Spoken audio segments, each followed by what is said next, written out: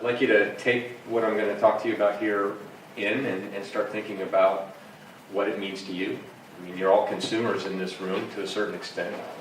You all probably experience the products that my company makes at some level.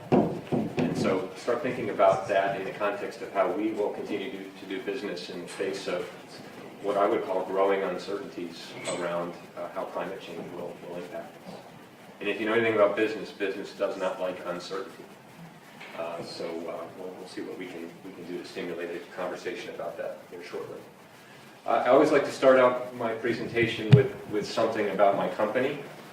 And so I always like to start out by finding out how many people in my audience actually know who my company is.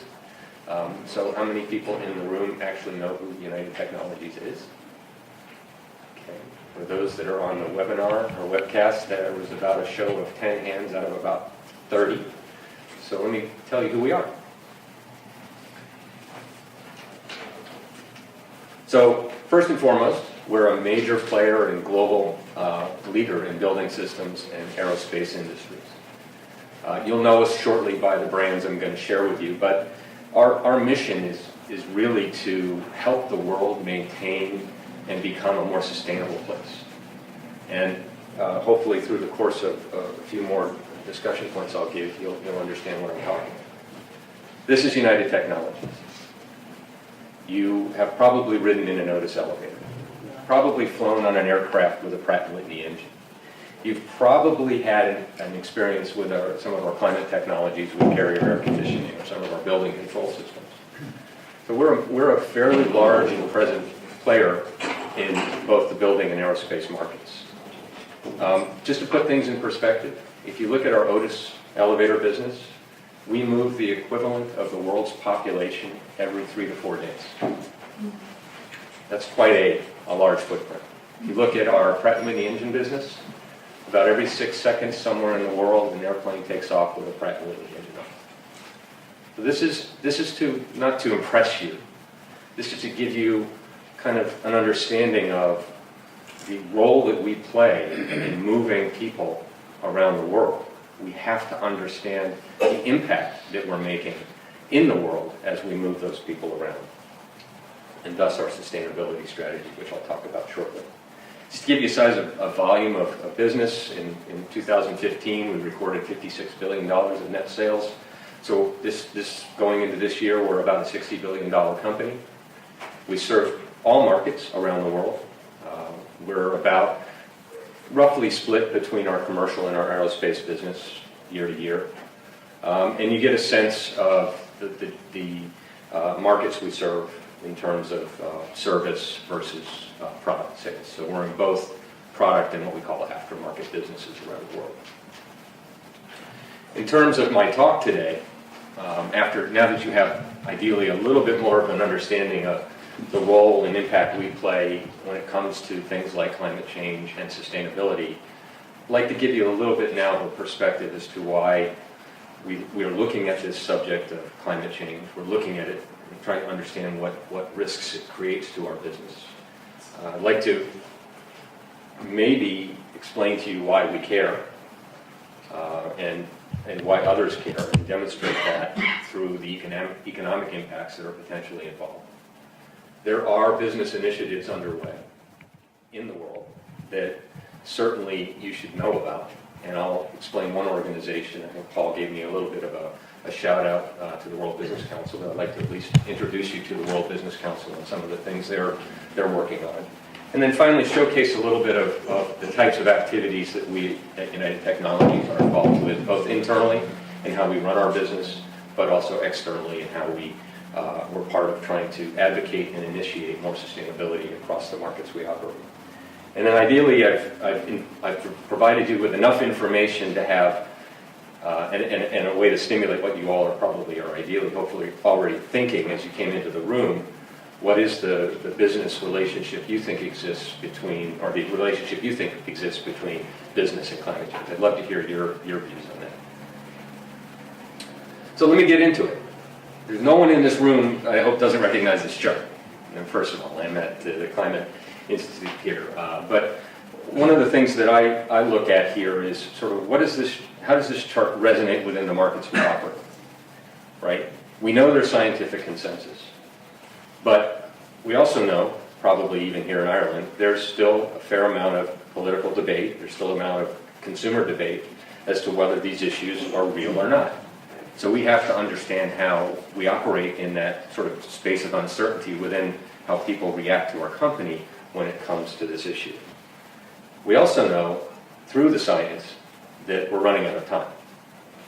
And so we can't wait for others to act on our behalf. We have to be proactive in how we address these issues. We have to bend that curve down that ironically says business as usual, and we have to be part of bending that curve to a more sustainable outcome. We know there's mechanisms out there, like the COP, and in COP21, you all know the 2-degree limits were set. You all know that nationally determined contributions were put forward by just about every country in the world, and you also know that there's been an establishment of a fund to help fund developing and emerging economies get to that state of sustainability that they desire.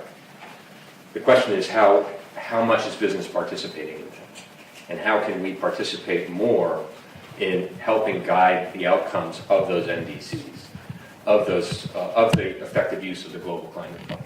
So business is really key to the involvement in addressing what are the characteristics of the climate change issue.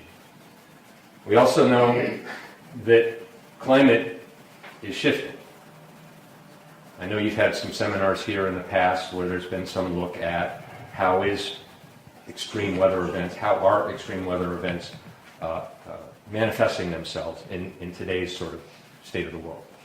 But we know by the science that what we call normal weather distribution, which is inclusive of already extreme weather events that have and will continue to happen, as the climate shifts, there'll be an increased frequency of those events as time goes on.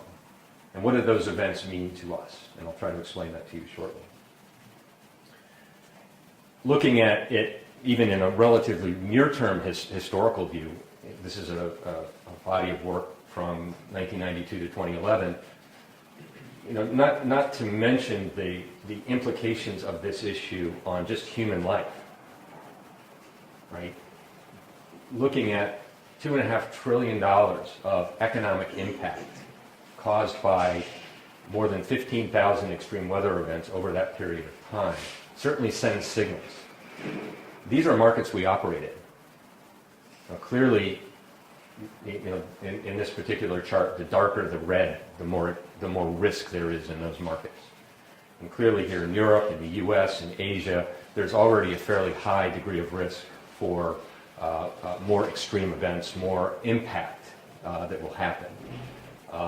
And how we operate within those markets is something we are continuing to evaluate and consider as part of our business strategy.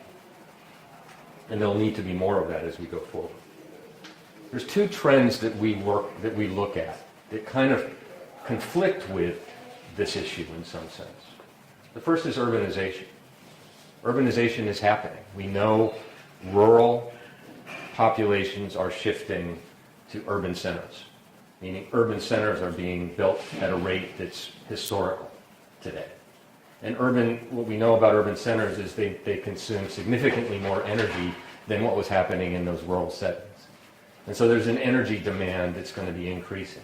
Well, what are cities? They're buildings, they're transportation infrastructure, they're airports, there are other things that go on in cities which we are contributing to. So I put that in the perspective that while this happens, we need to be much more focused on how we help the development of those new cities become more sustainable.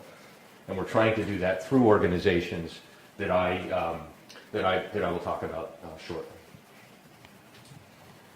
The other trend is what we call middle class expansion. The middle class is expanding in the world. By 2030, 60% of the world's population will fall into that category. And what does that mean economically? It means they're going to be buying more goods and services than we see that smaller population buying today. They're going to be looking at ways to increase their standard of living. They're going to be looking at ways to feed themselves. They're going to be looking at ways to travel more. Now, those are all positive trends for us but we have to, again, take into consideration that we need to provide them and offer to them solutions that are more sustainable, that are more effective in use of energy and in use of food and in use of transportation. And so there is this increasing kind of pressure on business. While these are growth opportunities, we have to be conscious of those other factors I talked about earlier, which are contributing to the characteristics of climate change. So what are the things business is thinking about? We all know business is built on the foundations of operating in markets where there already is characteristic risk. We know how to manage that, typically. What we need to be more conscious of, though, is what is the projected risk of climate change, and how do we account for that? So that's some future thinking. And I actually challenge the academic community to help us think about that a little bit more. There isn't a lot of work here that I can sort of cite and reference that could be helpful to business. So be thinking about that. In terms of, sort of specificity, we have to now become more aware of what implications is this having on our operations and damage to our infrastructure. Are our factories in some way located in places where we might be shut down for a period of time? Is our supply chain located in the right place? We're a company that's very dependent on a supply chain, and we have a very complex supply chain in some of our businesses. And understanding location specificity and potential for disruption caused by extreme events is something we have to become more and more conscious of. Will there be increasing health and safety considerations we need to make to our employees? How does this put pressure on us from our investors and our shareholders? And will it affect in some way the markets we're able to operate in more effectively? Looking at increased liabilities. Are our contracts going to have to account for things that they don't today? And these are conversations that are happening. But again, I think as the certainties become more clear, these are the types of things that are going to have to be addressed in the business community. So let's talk about sort of what are some of the disruptions we've seen. Australia, 2011. The mining industry was shut down from flood. Thailand, 2011. Intel cuts its quarterly earnings by $1 billion because of lack of access to hard drives from the supply chain that they relied on and existed there. Toyota had output issues, as did Goodyear's ability to service the tire industry for aircraft, meaning the whole trickle down or continuing impact of that supply chain disruption impacted a whole other industry, right? And then last but not least, drought. I'm sure drought is something you hear a lot about, but it impacted in the U.S., shut down in many ways some of the agricultural operations there, and was substantially economically impactful. And this is just a snapshot from 5 or 6 years ago. And here again is another kind of interesting question for UCC and the community of researchers that exist here. Is there a way we can better understand the relationship between these types of events and the business disruptions they're having? Because the more we can understand that, the better prepared we'll be for how to address it in the future. Let me shift gears from maybe a little bit of the bad news to a little bit of the good news.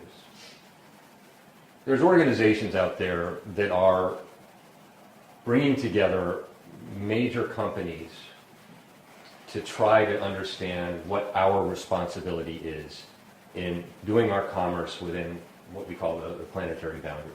And I'm guessing there's a few people here in this room that are familiar with that work. This is an organization, it's Geneva-based. It's in, obviously it's made up of some very large corporations in the world. You'll recognize some of the brands that are here. We've been a member of the World Business Council since 2004. One of the things we wanted to address there, because of the nature of the council, is you can identify with certain topics, sector-based topics that are of interest to you, and work to establish collaborations with other companies to help work together on trying to address some of those issues. And I'll talk about that in a little bit. It's about 200 members of the global multinational community that are members here. They have a vision going back to where the world will be in 2050, which is probably north of 9 billion people.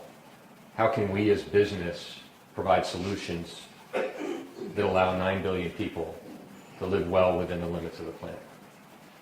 And this is a CEO-led organization, so this is driven by the most powerful people of these companies to come around and be a part of this conversation. And they look at very specific areas of impact. And again, I'll talk about one in the cities and mobility arena, but looking at climate and energy and food and land are sort of core areas they operate. And you'll hear this in different pieces of this, but if you think about it, if the world really does become unsustainable, how does business survive? So, we have to be conscious about that potential and try to be a part of finding solutions for it. The WBCSD a few years back created what they called Vision 2050. And it really was, how do we move from a business as usual world over time to that sustainable goal that we're trying to achieve, at least by 2050, if not sooner. And what's interesting, I don't expect you to read this chart, I don't expect you to even internalize it, but what's more interesting is the sectoral areas that are being looked at. So I'll just name a few: people's values, agriculture, forests, energy and power, buildings, mobility, materials, and how they transgress over time. Recognizing that there's going to be a period of time where there's a lot of uncertainty in how business addresses these very issues. It's referred to as the turbulent teens, which is exactly what we're in right now. And then by 2020, seeing a shift to something that becomes more harmonious. So it feels like we're a part of this based on the activities that we'll go through. But it also needs to have some inherent action that's happening now. And so Action 2020 is really kind of the core mission of the Council at this point in time. And I thought rather than me doing all the talking, I'd show a little video of the Action 2020 program at WBCSD.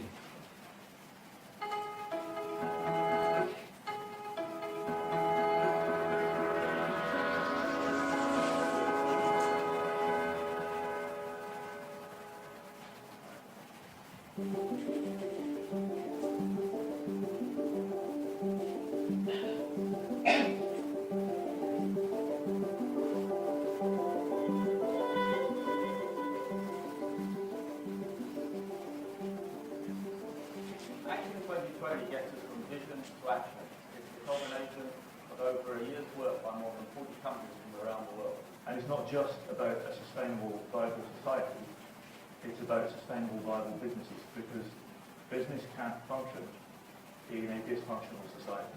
It's really all about business getting practical, business identifying where it can act itself, business identifying what can be taken to scale and then implementing on it. The launch of Action 2020 provides a framework with the priorities for sustainable development.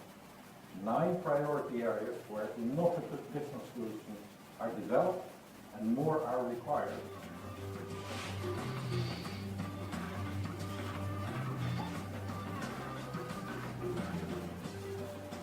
This bringing action in quite a complete way, addressing the main issues that we have to face on the earth. A lot of people don't actually connect the social and environmental issues, and we really should in order to build on real solutions. Like any business initiative, there are certain elements that are not easy.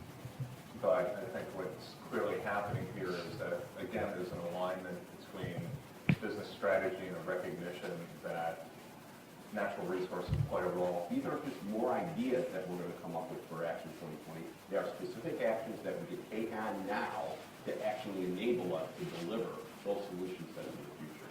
Action Action 2020 also sets out how policymakers can contribute to the success of the plan. So achieving the societal targets described by the must-have will require all stakeholders to work together. Everybody has an index of where they feel they've got to. Now everybody's starting to try to improve.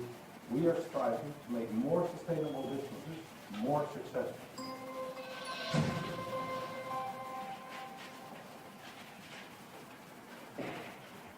So that gives you a little idea of the breadth of the mission of the WBCSD and its kind of intent to bring its members together around some core issues.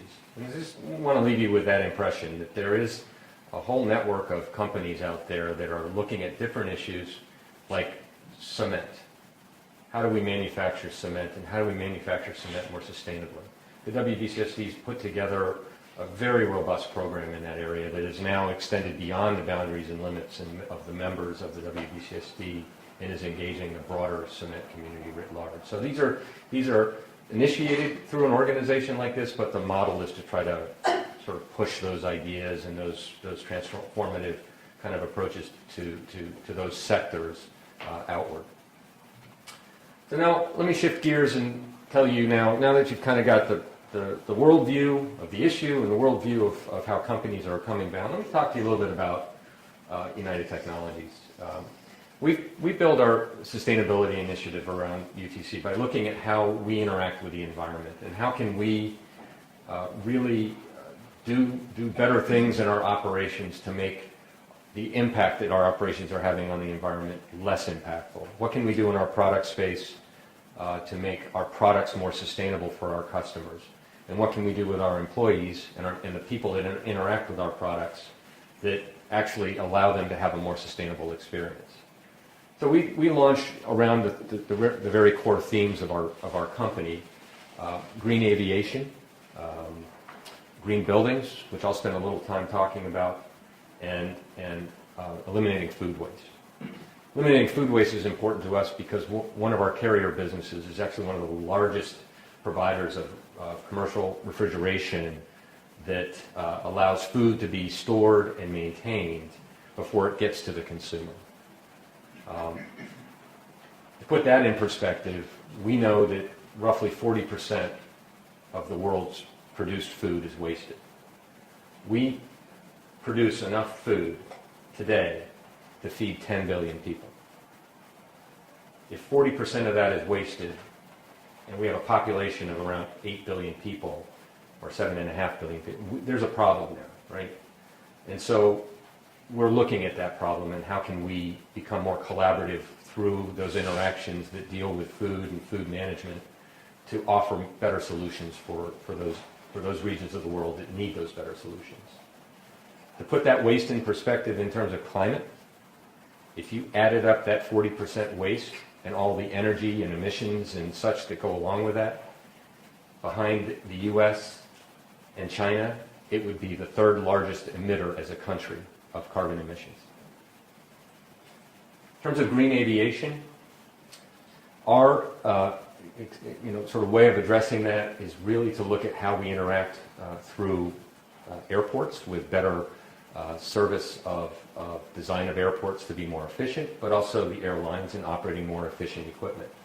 One of the exciting products that we've launched in the market in the last few years is something we call the geared turbofan. That geared turbofan is 16% more fuel efficient than a standard engine operating today. Now, 16%, just to put it in perspective, when gas turbine engines mature in technology and you start advancing to the next generation, historically, 1 or 2% was a game changer. 16%, okay? And that's through the introduction of new technology into the way the engine works. It's also 50% lower in emissions, generally speaking, and about 75% lower in noise. And think about that in terms of how you can expand urban zones and other things in cities that now are restricted because of noise from airports. Not to mention the convenience of having a quieter aircraft flying over your home. So this is an important area for us to make sure we continue to develop on. But just a couple of examples that put it in perspective. If you take that geared turbofan out to 2025 with the customer, air fleet customers we're expecting to have, that would be the equivalent of taking 3 million cars off the road each year, the emissions equivalent. These are the types of technologies that we believe in terms of our sustainability program at UTC. When you look at ourselves as a company, what are we doing? How do we, it's easy for us to say our customers have to do all these things, but are we doing what we need to do? We've been at sustainability at UTC for the last 3 decades. And since 1997 have really started to look at how we record and maintain and set goals for reducing our carbon emissions. While we've tripled our business in that period of time, we've reduced our absolute, not normalized, absolute carbon emissions by 34%. And we do that by taking inefficiencies out of our factories and our operations. We look at ways to increase the efficiency of our fleets, and we look at ways to cut emissions that don't need to happen. And we have an equally good story to say about our water consumption. And when you look at that product space, it is about the products we make that maximize kind of environmental technologies, the products of the aircraft industry, the products of the building industry, the products of the transport industry, the products of the aerospace industry, and the products of the elevator industry. We have an elevator we offer in the market today that uses no more power than a hairdryer to operate. These are things that we like to pursue because we know it's good for our product, it's good for our customer, it's good for sustainability. We also have a fairly robust program in interacting with the marketplace through customer engagements, but also through thought leadership. I hope I'm offering myself as a bit of a thought leader today, but I mean, these are the types of things that we need to be doing. We need to be business out there talking about these issues and talking about them in ways that find pathways to solutions. In terms of our product space, part of what we know we need to do is be more oriented towards sustainable innovation. So we've reinvigorated our program to look at design for sustainability of all new products. So our design teams are actively looking at these 11 core areas together with the business leadership to understand which area is most impactful to the product space that they operate in. If you go back to the brands I talked about at UTC, Otis, Pratt & Whitney, Chubb, Kid A. Put that in perspective, we make everything from smoke detectors to those engines on airplanes. So we have to have a strategy for sustainability that allows it to be adapted to those product spaces. And so we do that through design for sustainability. But that's not good enough. We also need to understand life cycle. We need to understand the life cycle implications of those product spaces that I just defined to you. What happens at end of life? Where does the product go when the consumer is done with it? Where does the airplane engine go when the aircraft operator is done with it? Becoming more conscious of the life cycle implications of our product space is something we're putting a lot more effort into than we were 10 years ago. So we operate as a company in a very goal-driven context. Big companies typically operate this way. We set our management teams to be responsible for achieving these goals. We set every person in the organization to have some ownership in these goals. So we have a set of sustainability goals around our operations, our plants. We've characteristically achieved or exceeded those goals over the last 4 or 5 goal cycles. We have these goals I just described to you around design for sustainability, around life cycle analysis. We have goals around making sure that people that work for us are safe and remain healthy. And we do that by continuously evaluating and monitoring where we are on the goals that we set year over year. This is an example of the 2020 goals we announced last year. Let me wrap up by talking a little bit about now how we take that organization called the World Business Council, that sort of internal, call it drive, in some sense, culture we have for sustainable development at the company, and build that into a structure that's important for how we work together with other companies, sort of collaboratively, to address big issues. And one of the bigger issues that we know is out there is in the built environment. And why is that? Buildings today consume around the world about 40% of the world's energy, and they're responsible for about 20 to 30% of the world's carbon emissions. That's largely associated with both the direct and indirect energy sources that are allowing buildings to operate and function. So it's a global imperative that we figure out how to get the fleet of buildings that are out there to be more efficient. The good news is today buildings are being constructed under new standards, under new voluntary and involuntary approaches like LEED and other standards that allow them to be designed for credit for their sustainable footprint. And I know here in the EU, particularly here in Ireland, as I was walking in, I noticed the energy certificate that this building possesses, which is a very good, rated building. But those are the types of things that are happening now. But what about the buildings that were built 20, 30, 40 years ago? They're still around, they're still operating, and they're still inefficient. And that's the target we need to figure out how to get to. If we can get at a reduction of 25%, just 25%, that's not enough, by the way. We need to get to 50 to 80%. If we can get 25%, that's a $2.6 trillion market opportunity for business. And it's business that's doing the right thing.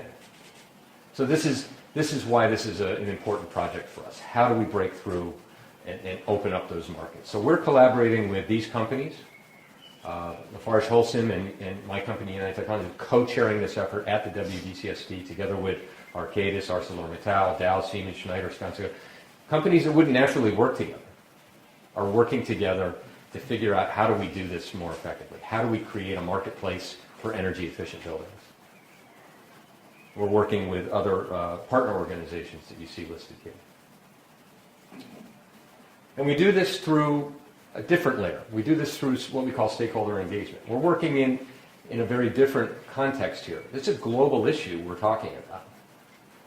But what we know is action's going to be taken here. It's going to be taken here in Cork. It's going to be taken in cities. City scale is where activity is going to happen. City scale is where initiatives are going to be put forward that address the efficiency of buildings in those locations. Because every market has a different characteristic that they're operating under. And so our model was really to go into local markets as a collective group of private sector companies and interests, build out more local private sector involvement in those activities, and work with them to identify ways in which you can overcome sort of key barriers to efficiencies, building efficiencies in those marketplaces. They tend to be around awareness, tend to be around capacity issues, tend to be around financing that's accessible and available, and it tends to be around having the right regulatory mechanisms in place to resolve it. What we're trying to get in those locations is this evolution of a movement to take forth, to try to get those interests together and aligned and working together going forward to address the key issues of energy efficiency in those marketplaces. We did this over the last 4 years as a kind of a pilot initiative. We've undertaken 10 markets, 10 cities around the world. Been very successful in terms of establishing platforms in those markets that are today working locally to overcome some of these barriers. Probably some of our best examples is work in Houston and in Shanghai, also in Warsaw. In Houston, that group that we established and created, which is about a year and a half ago, has created new training programs for local capacity building. They've created an awareness program that they webcast now. They do best practice webcasts. They are implementing a new financing model that the group was very important to assemble and interact with the local regulators to enable that financing mechanism to be allowed in the legislature, and that was successful. This is the point is if you can establish local interest and be a private sector participant in establishing that local interest, working together with the authorities in those locations, it creates a collaboration model that we see works. So we were so enthusiastic about this at the results at the end of the pilot with the World Business Council, we launched something we called Amplify. Energy Efficient Buildings, Amplify, which is really about scaling up that collaboration model around the world. And our goal is to achieve 50 markets by 2020. It's a big deal because it's not just us showing up and saying we want to work with cities. It's the cities themselves raising their hand and saying we want to be worked with the business community on this problem. And so that program is launched this year. We've already got a city underway in Europe, in Zurich, Switzerland. I just had a conversation with Paul earlier today. Maybe there's a way we can bring one of these to court, which I think hopefully this community would support and endorse. We'll see about doing that. And other markets around Europe, like Bucharest, and cities in Germany and France. We're trying to get about 5 of these done here in Europe this year. Equally sized program in the United States and North America, and we're launching an initiative in China. And soon behind that we'll have one underway in India. This is our model. It's really bottom up. But we also know that there's that global overreach that we can leverage. So those two things are what we intend to have come together here. And as it says on the chart, I'll read it out loud. We're engaged where business can play a clear catalytic role to overcome market barriers, to create demand, and achieve ambitious energy savings. So let me kind of wrap up. Hopefully, Paul, I've left a little bit of time for discussion. Good? Okay. I hope I've at least led you to believe with facts and figures that there really is an implication to business with this subject of climate change. It has and will continue to impact what we do. We have to protect our assets, but we also have to protect our customers with the right products that serve them in this arena, as well as the markets they're operating in. That organizations like the WBCSD are working together. They are taking action on themselves, independent of being driven by governments to do so. That collaboration is really key. Not one company can solve some of these problems. We have to figure out how business can come together and work together to work with authorities and cities and countries to deal with these issues. And that companies like UTC, there's more than UTC doing this. There has to be. But I guarantee you, if you had another company like us up here, you'd hear very similar things about what those companies are doing. And that's to be credible. I don't want to stand up here and profess what business needs to do without demonstrating that we're doing it ourselves. And then last but not least, we know the time to act is now, and I'm pretty sure this room knows the time to act is now as well. So with that, I'm going to stop and let Paul kind of take over a little bit, and hopefully you enjoyed a little bit of that business perspective. So thank you very much.